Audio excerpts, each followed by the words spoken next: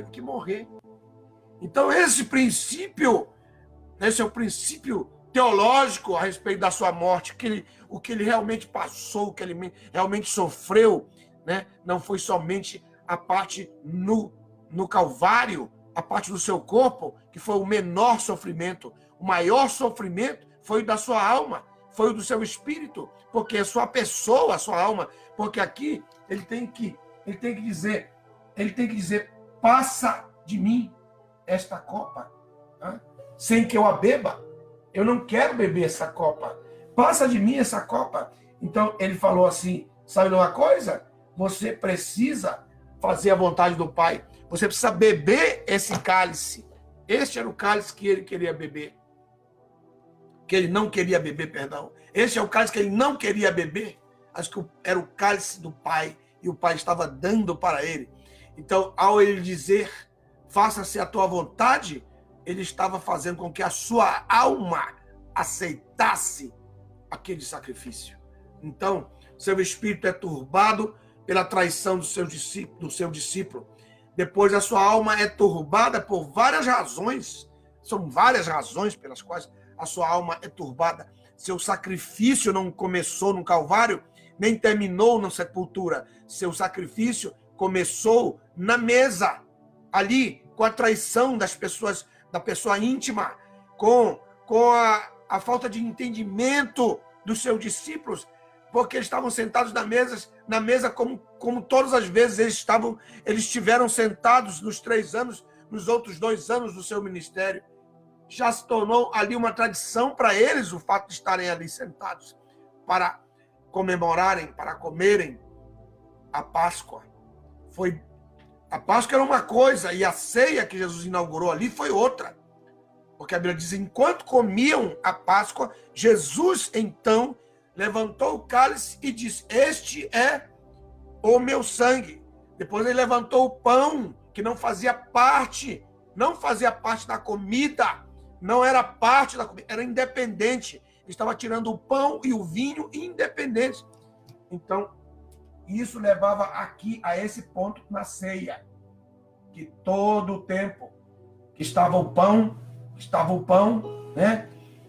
Algumas pessoas discutem sobre esse negócio de pão levedado e não levedado. Na Bíblia, na Torá, para o pão, veja bem, para o pão, esse pão pode ser tanto levedado como não levedado. Existem os 2 versículos, o não levedado e o levedado. Esses, os 2 pães.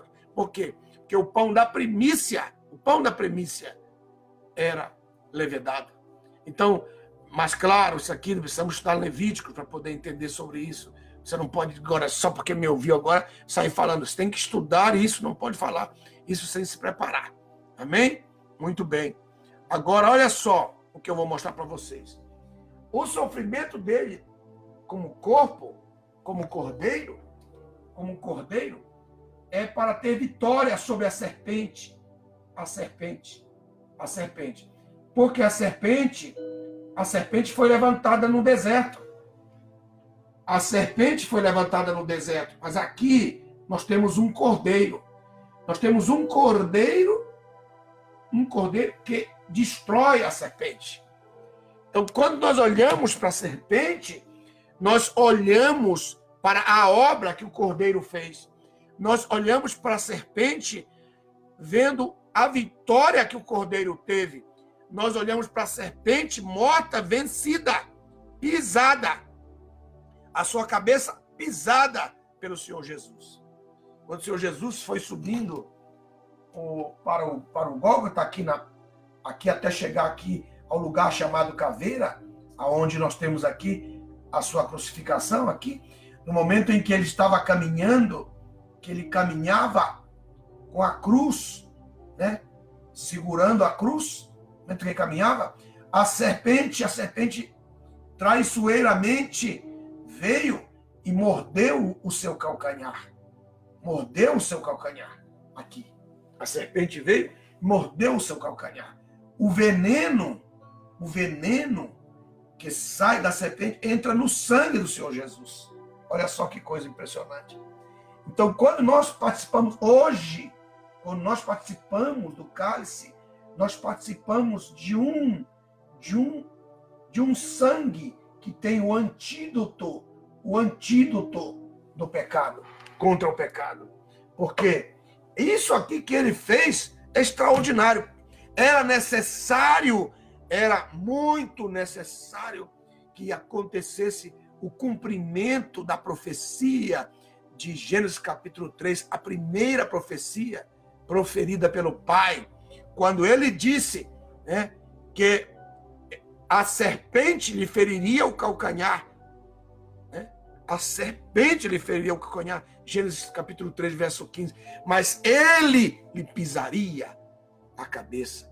Então a visão da cruz, ali seria a profecia do Pai em relação a Cristo e o seu corpo. Temos também aqui a questão da cruz. Né? Porque a cruz, alguns pontos importantes sobre essa questão da cruz, para que nós cheguemos até a sepultura. Porque na sepultura, quando o seu corpo é colocado na sepultura, em que a pedra se fecha, também ele vence a morte. E onde ele vence a morte? Ele vence a morte a partir da sua morte na cruz até a sepultura, é o período em que ele vai batalhar contra o poder da morte. Naquele dia, irmãos, se passaram 3 dias sem que ninguém morresse na terra, porque a morte estava presa, a morte estava atada.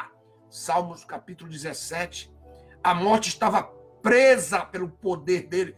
A morte tentou prendê-lo e ele não tentou, ele prendeu a morte, ele venceu a morte. Por isso que todos aqueles que creem nele, conforme ele disse em João capítulo 6, aquele que crê em mim não verá a morte. Aquele que crê em mim não verá a morte. Todo o livro de João 6, ele está falando isso várias vezes. Eu ressuscitarei no último dia.